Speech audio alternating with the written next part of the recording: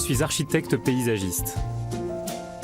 Je vous invite à un voyage dans l'art des jardins, à la rencontre de ceux qui les font vivre, les étudient et les imaginent.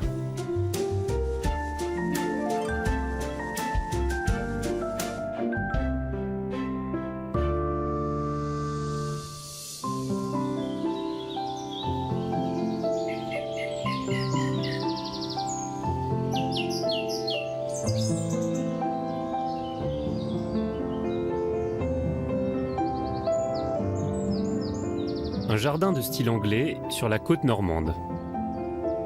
Cas unique en France, il fut conçu par une paysagiste et un architecte anglais renommés. L'harmonie de ce domaine naît de l'équilibre entre architecture, nature sauvage et jardin structuré.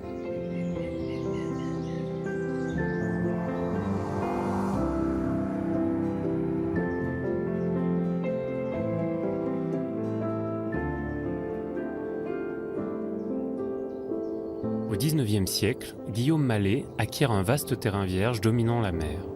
Pour l'aménager, cet amateur passionné fait appel à Gertrude Jekyll, l'une des plus célèbres paysagistes anglaises du début du XXe siècle. Elle réalisera ici son seul jardin en France. Peintre de formation, elle conçoit ses projets selon un calendrier de floraison précis et des choix colorés minutieux. Ainsi, le jardin apparaît comme un véritable tableau fleuri du printemps jusqu'à la fin de l'automne. Arrière-petit-fils de Guillaume Mallet, Antoine Bouchaillé-Mallet, architecte, est le conservateur du Bois des Moutiers. Nous sommes à Varengis-sur-Mer, juste en face du New Haven. Il y a la Manche qui est entre les deux. Et vous avez cet exemple complètement unique, je dirais en France en tout cas, de cette collaboration inouïe de cet architecte qui s'appelait Edwin Lutyens et de cette paysagiste ô combien connue qui s'appelait Gertrude Jekyll, tous les deux relativement jeune, lui avait 29 ans, on parle de 1898, le tournant du siècle, l'époque où on était juste après l'industrialisation, et Gertrude Jekyll, elle, était un peu plus âgée, elle avait 49 ans, et c'était le tout début de leur collaboration qui est maintenant reconnue mondialement. La plupart des exemples de leur collaboration se trouvent en Angleterre, en Écosse, en Irlande, mais ici c'est le seul exemple. Hugh Johnson, le fameux journaliste anglais, dit que le Bois des Moutiers est un jardin du Sussex en vacances sur les côtes françaises. Alors ce serait trop facile de dire que l'architecte fait le bâtiment, Jekyll fait le jardin, c'est beaucoup plus complexe que ça, beaucoup plus flou, la limite entre ces disciplines. Je pense que c'est un des grands atouts du Bois des Moutiers et de la qualité du lieu, c'est que l'architecte a effectivement réfléchi à l'ensemble, il a à la fois dessiné, agrandi cette maison, parce qu'à l'origine il y avait une maison construite en 1830 qui était là, donc il a rajouté des éléments, il a réfléchi au positionnement de cette maison dans le paysage en rajoutant des murs, donc il a fait un ancrage, mais ces murs ont créé de fait des chambres de verdure. Donc il a commencé déjà à réfléchir au jardin en installant l'emplacement des jardins. Et puis Gertrude Jekyll est intervenue dans les espaces qui étaient préservés pour elle.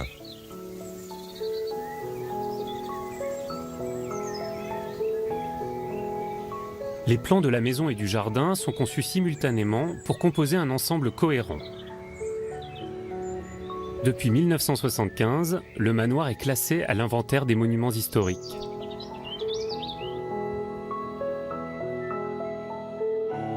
La cour d'entrée constitue l'axe majeur de la partie structurée du jardin, flanqué à droite par le jardin d'allée et à gauche par le jardin du cadran solaire. Un axe perpendiculaire, sous une pergola, permet de distribuer les autres jardins et d'atteindre la terrasse. Le parc, constitué d'une prairie dégagée puis d'un vaste sous-bois jardiné, descend en pente douce et s'ouvre progressivement vers la mer.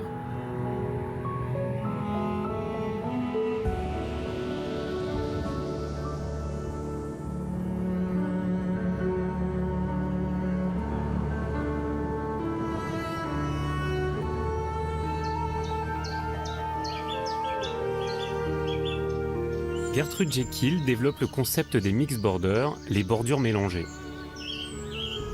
Ces massifs dans lesquels toutes les fleurs se mêlent servent autant à délimiter des espaces dans le jardin qu'à composer des tableaux fleuris. Claire, la mère d'Antoine, les entretient quotidiennement.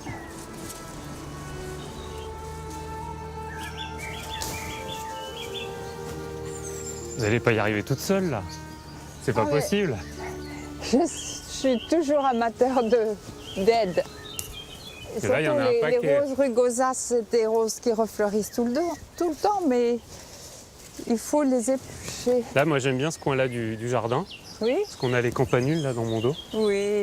Et je trouve qu'elles évoquent bien le travail du mix border de Gertrude Jekyll.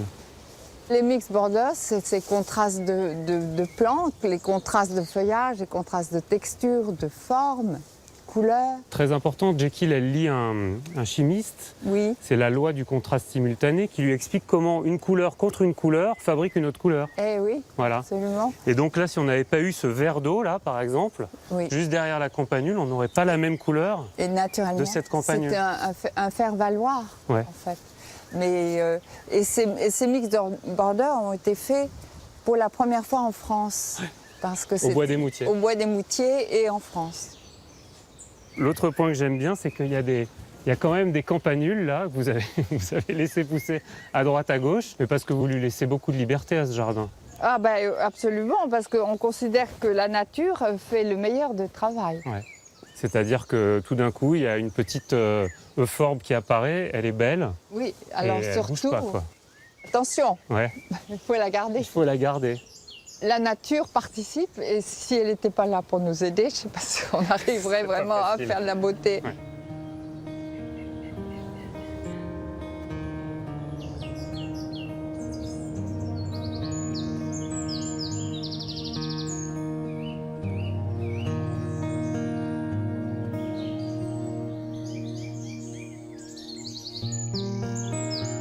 C'est un jardin d'agrément. Ouais. Il fallait choisir des roses qui soient anciennes ou qui ressemblent à des roses anciennes Ouais. et dont les couleurs se répondent sans se heurter, avec des feuillages qui de temps en temps les réveillent ou les Ah bah. mettent en valeur. Alors voilà, elle est belle, hein. Elle s'appelle Cuisse de nymphe. C'est une très vieille rose, vous voyez, Ouais. elle date de 1797. Ouais. Elle sent très bon. Elle ne remonte pas, mais elle fleurit longtemps. Alors, elle, on Ah oui, veut c'est- bien la prendre. Et il y en a Elle une sent un autre peu qui la s'appelle savonnette. Cuisse de nymphe émue. Alors, elle est un Ah peu ouais. plus rose. C'est vrai qu'elles sont très bonnes. Et Claire, alors cette rose, elle n'est pas toute seule, là. Elle m'a l'air un Non, peu... parce qu'on essaye toujours de planter la plante qui va la mettre en valeur. C'est de la camomille, là. Oui, Ouais. une camomille. Les roses ont besoin d'être accompagnées. C'est comme des grandes dames. Elles ont leur suivante.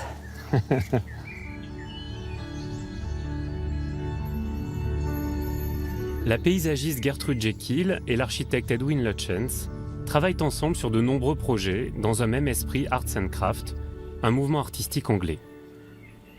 Dans le manoir, le salon de musique est emblématique de ce style très apprécié à la fin de la période victorienne. Alors là, ce qui est fascinant, Ouais. c'est qu'on a deux fenêtres, une qui donne sur le grand parc, Ouais. qui est grande, qui est large, qui fait rentrer la lumière, et une beaucoup plus resserrée, mais du coup qui s'adapte à l'échelle du plus petit jardin. Complètement. C'est l'idée du Bois des Moutiers. Tout est dans le tout. C'est une conversation entre intérieur, extérieur, extérieur, intérieur. Et l'intérieur est le reflet de l'extérieur. Il y a quand même quelque chose de fascinant. Moi, je Oui. ne peux pas m'empêcher d'aller voir ces poignées parce qu'elles sont vraiment typiques de l'art and craft. Elles sont là, elles sont d'une grande modestie, et pourtant c'est un travail d'artisan exceptionnel. Ben, je crois que vous avez utilisé les bons mots, hein, parce que modestie, travail, savoir-faire, Ouais. modestie des lignes, simplicité des formes, il fallait que ce soit simple. Donc là, j'ai une main avec une paume, un pouce. Voilà, il faut avoir un petit peu d'expérience. Alors, c'est vrai que moi, je suis droitier, ça marche, il faudrait aller de l'autre côté pour... Ça marchera peut-être un Ça petit marche peu pas moins bien. forcément. Pour moi, les deux grandes phrases qui reflètent le mouvement Arts and Crafts, c'est « form follow function ». Donc la forme suit la fonction. Et « useful is beautiful ». Ce qui est utile est donc beau. On est donc dans quelque chose qui est le prémisse du design. Mais ce qui est beaucoup plus raffiné, et ça c'est vraiment pour moi la signature du mouvement Arts and Crafts, c'est qu'une fois qu'on a raconté quelque chose avec son savoir-faire, on va pouvoir rentrer dans le concept. Nous sommes dans un salon de musique ici, et vous avez les notes de musique ici, qui sont sur la partout. partition. Voilà, donc ça c'est quand même assez extraordinaire.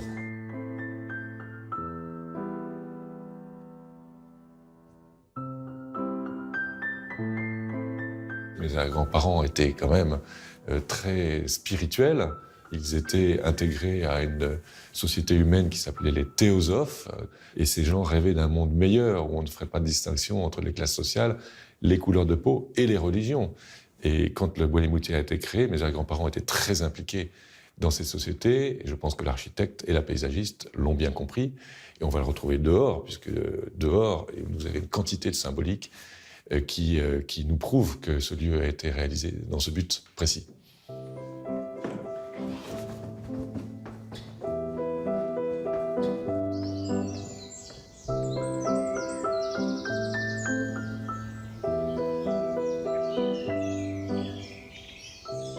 Comment ça se matérialise, la théosophie dans le jardin? Dans le jardin, c'est assez criant. En fait, on le voit bien d'ici. Venez, suivez-moi là. Si on se met ici, ouais, on retrouve un certain nombre de chiffres, particulièrement le chiffre 7, qui est matérialisé ici de façon évidente autour de la porte. Avec les rayons de... Voilà, les fameux rayons de tuiles. Le chiffre 7 qui est le chiffre qui vient unir tous les hommes, puisque dans chaque religion, le chiffre 7 est quelque chose d'important. Et ici, nous sommes dans une perspective qui pourrait symboliser une sorte de chemin initiatique qu'on retrouve. Les premiers jardins étaient des lieux qui devaient être une sorte de reflet du paradis sur Terre. C'était un peu le but recherché. Et puis ensuite, quand on lit le Songe de Polyphile, les grands jardins italiens étaient des lieux initiatiques, qui avaient un but. Et on retrouve ce but, justement, c'est ce qui colle avec le mouvement Art and Craft, Form, Follow, Function. Ce jardin est beaucoup plus qu'un lieu de beauté, d'harmonie, je dirais, un décor. C'est avant tout un lieu qui doit permettre de mettre la personne qui s'y promène dans des conditions qui vont lui permettre d'évoluer, de rentrer dans une sorte de calme, de quiétude. Et de donner une direction aussi. Et il y a une direction. Et cette enfilade, elle en est le meilleur exemple. Complètement.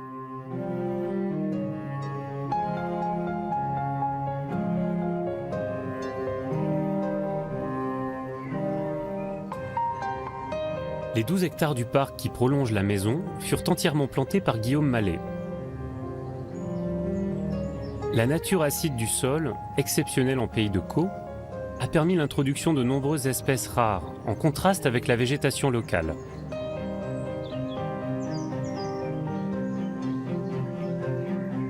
Rhododendrons de l'Himalaya, azalées de Chine ou érables du Japon ont nourri l'imaginaire d'Alice Mallet lorsqu'elle était enfant.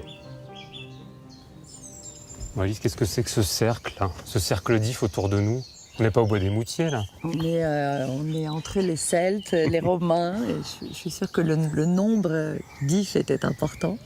Les cercles d'ifs, ça a des références historiques, mais je pense qu'ici, ça a été réadapté et réinterprété. C'est un terrain de jeu? Vous vous y amusiez ici? C'est un terrain de jeu quand il neige et qu'on part d'ici, nous sommes point de départ, et on file jusqu'au fond du parc. Et c'est la meilleure piste de luge que j'ai jamais vue. La rampe de lancement. Voilà. Et là, vous deviez aller vite. Hein. Et on va très vite, et il y a une bosse où on peut sauter. Je suis pas sûr que la fin se terminait toujours très bien, non? Enfoncé dans un arbre. On va aller faire un petit tour? D'accord. Ouais.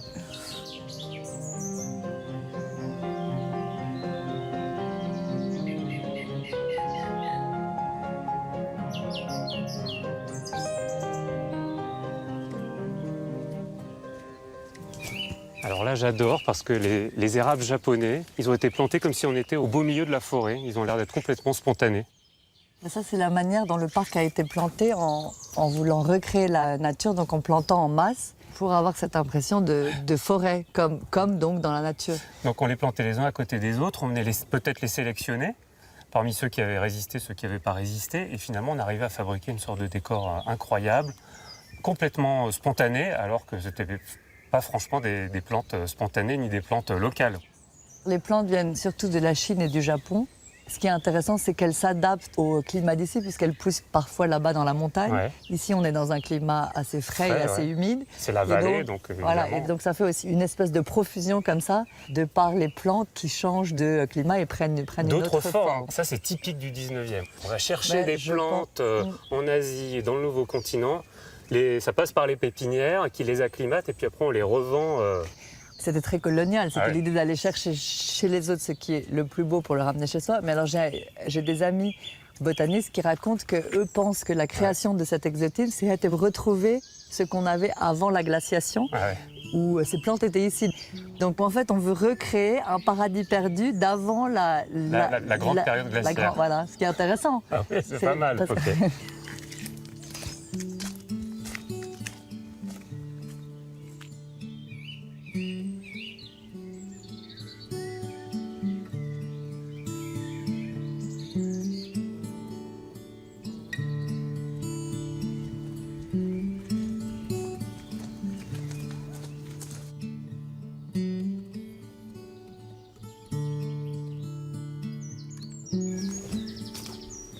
Ah, c'est des Gunnera immenses là, ils font 3 mètres de haut.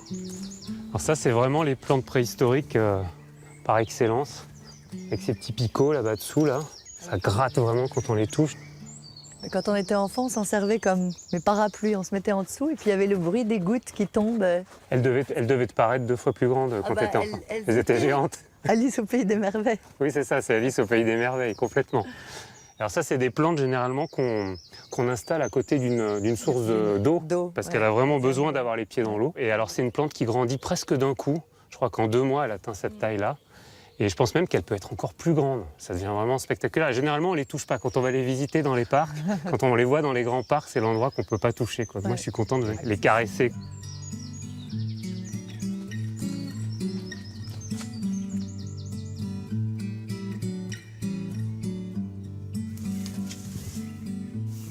Et voilà la clairière des iris. Et là, on change complètement d'ambiance. La vallée des iris. La vallée des iris, avec de la lumière. Iris japonais, Ouais. encore une fois. Et c'est vrai que dans ce parc, le but, c'est à chaque fois de passer d'une scène à l'autre, en fait. Comme dans un théâtre où on est tout le temps surpris par quelque chose.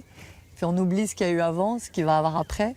Et c'est un cheminement comme ça dans un décor.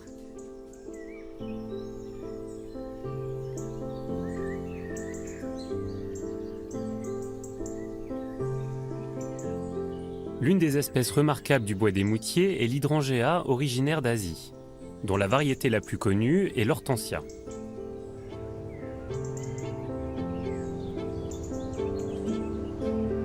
À côté du domaine dont il s'est occupé pendant plus de 20 ans, Robert Mallet, le père d'Alice, a créé Shamrock, son propre jardin. Il y cultive une des plus grandes collections d'hydrangea d'Europe.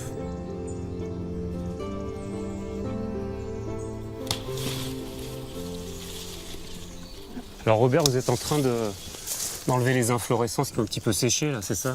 Bah, il y a eu un coup de chaud, Ils ont et eu puis chaud. en général, au cours de l'été, on enlève toujours des fleurs qui sont un peu brûlées. Pourquoi? On ne veut pas que les visiteurs voient des choses fanées.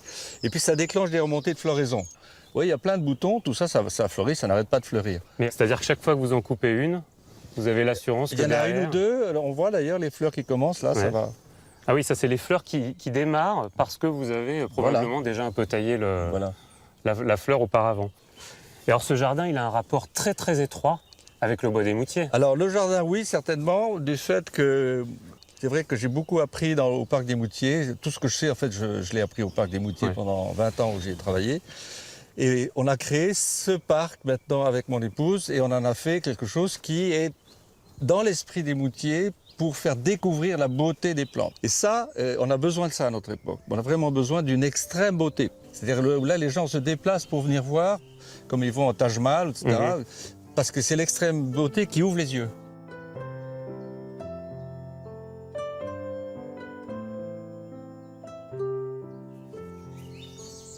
Ça c'est une immersion de couleurs là. On On peut est pas être dedans. plus immergé là. Et on associe aussi avec des buddléas, on associe avec d'autres couleurs pour créer des scènes qui sont vraiment belles, comme on fait un bouquet dans sa maison. C'est extraordinaire, tout ce matériel qui nous est donné. Je sais pas à quoi c'est lié, mais les couleurs elles sont toujours plus que pastel pour moi. Je comprends. Bah surtout, et Dieu merci, il n'y a pas de jaune et d'orange. C'est Il y a- ça. Pourquoi vous les aimez pas celles-là? Bah non, mais ça n'irait pas avec du rose pâle comme ça. T'as une merveille, cette fleur Obella, une fleur rose pâle idéale. Ouais. Tu ne peux pas mettre un orange à côté, ça va pas du tout. C'est une couleur porcelaine quasiment. Il y a de la porcelaine, il y a du ciel, il y a tout ce que vous voulez. Ce qui distingue l'hydrangea des autres plantes, c'est quand même la manière dont les fleurs ici sont disposées. Alors, beaucoup de gens pensent que les fleurs qui sont au milieu ne sont pas des fleurs ou qu'elles ne vont pas s'ouvrir. Mais si elles sont ouvertes, là, ici, Et vous voyez, il y a les étamines, il y a le pistil, il y a tout ce qu'il faut pour faire une graine. Alors il faut que les insectes viennent là jusque-là, et ça c'est pour attirer les insectes. Alors, et quand l'insecte a fait son travail, eh ben, le petit drapeau là se retourne. Maintenant, tu vas à la fleur suivante. Ça, c'est la petite fleur pour piéger l'abeille. Tout à fait, pour les faire venir. Et ça, c'est la fleur qui fait le travail de pollinisation. On dit d'ailleurs que les hortensias sont des plantes de petite vertu, parce qu'ils prennent n'importe quel insecte. Il faut quand même qu'on sache pourquoi les hortensias ils ont des couleurs bien particulières. Parce que on hésite entre les hortensias bleues et les hortensias roses. Ah oui. On sait qu'on a plutôt les bleus en Bretagne, les roses en Normandie. C'est quoi l'explication? Bah là, vous êtes loin du compte, vous avez un exemple. Ni rose ni bleu. Vous avez du violet, vous avez du grenat, vous avez du rouge. Et beaucoup de visiteurs ici demandent mais comment vous faites pour avoir toutes ces couleurs l'une à côté de l'autre? Au même endroit. On serait en Bretagne, et ça serait surtout du bleu, et puis par ici plutôt du rose. Mais en fait, c'est une exception. Ici, il y a un pH, c'est-à-dire taux d'acidité, qui est voisin du neutre. Le neutre, c'est 7, et nous sommes à 6,8. Alors, ceux qui bleuissent facilement sont bleus. Ouais. Ceux, au contraire, qui ne veulent pas bleuir, à moins de descendre à 5, restent des couleurs rouges, Ils s'autorisent des roses et des violets, rouges, rouges, etc. Ce qui fait qu'on a toutes les couleurs, ça surprend beaucoup les visiteurs. Et alors, l'autre point, c'est que les hortensias, ils aiment bien les expositions lumière mi-ombre. Et ce qui est fascinant, en tout cas, moi, ça me touche vraiment, c'est que vous avez planté des paulownias, les paulownias pour faire de l'ombre. Ouais. Et surtout parce que les paulownias, ils ont des racines qui sont extrêmement spongieuses et les hortensias en profitent pour capter l'eau des paulownias. Absolument. L'hortensia met ses racines dessus et s'alimente sur l'arbre. C'est un arbre qui va sauver la planète, c'est extraordinaire. Et là, en 4 ans, dès la 4e année, ça pousse très très vite, on avait de l'ombre. Et on n'a plus besoin d'arroser par là.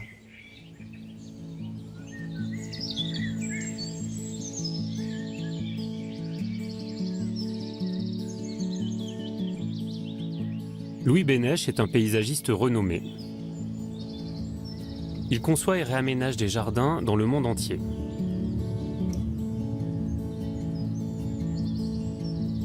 Il a démarré sa carrière en Angleterre et le Bois des Moutiers est l'un de ses jardins favoris.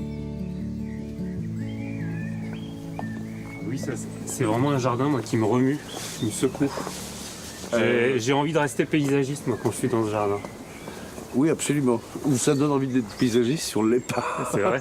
Absolument. Et ça a été votre cas la première fois que vous êtes venu ici ou pas? Oui, sans rien comprendre à ce que j'ai compris plus tard. Ouais. J'avais déjà vu des jardins où des histoires avaient été écrites sur une base philosophique, ici théosophique, enfin, avec des principes qu'on ne perçoit pas toujours, qu'il n'est pas forcément important de percevoir. Mais qui s'appliquent quand même dans le jardin. Mais qui sont appliqués ici directement. Ouais. Et on est dans la preuve la plus formelle, la plus formidable, et de la pérennité de la pensée, avec la métamorphose inouïe qu'un jardin propose.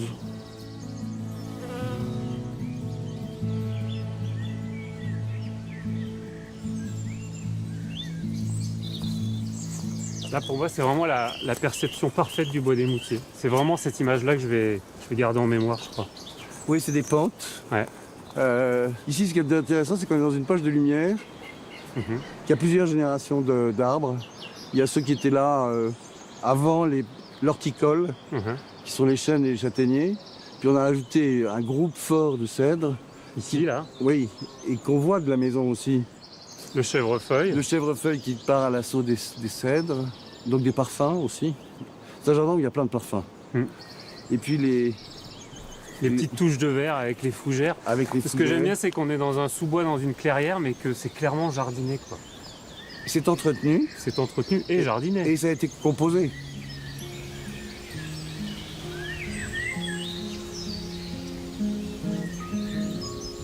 C'est grandiose, c'est pictural, mais c'est jamais intimidant, en fait, le Bois des Moutiers. Non, c'est jamais intimidant. Ça n'a pas volonté à l'être. Il y a une échelle qui fait qu'on n'est pas dans de la modestie, mais on est dans du rêve, de l'introspection, de la douceur, de la promenade, du temps du regard. Et on est à l'opposé du jardin de pouvoir, à l'opposé du jardin dominé. On est dans le jardin plaisir, on est dans le jardin de douceur et de rêve.